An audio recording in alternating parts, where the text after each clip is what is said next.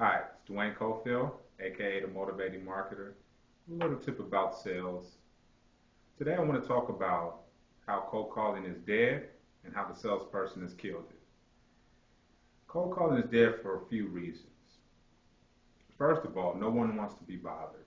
No one likes to be interrupted when they're in the middle of their work, when they just got to work, when they have more pressing issues. No one wants to be sold on a product that they're not necessarily interested in buying at that time. No one wants to be maneuvered. So all the sales techniques we've learned, what hot buttons are and things like that, no one wants to do that because they read the same sales book, so they know what you're doing as well. The second reason is because email is way more convenient. Email can be opened at leisure. It can be opened on Blackberries, iPhones, and all the smartphones. It can be forwarded.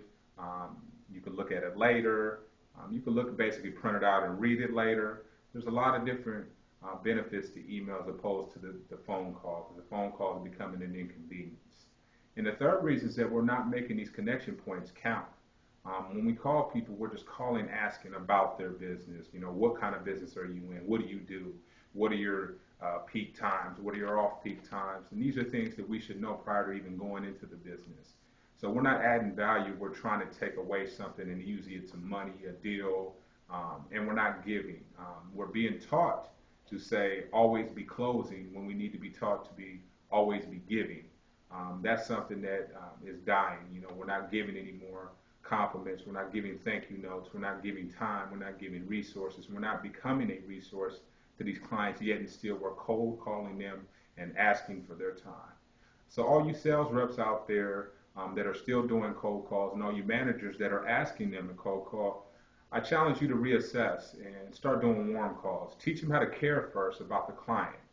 Do the proper research and do the proper follow through.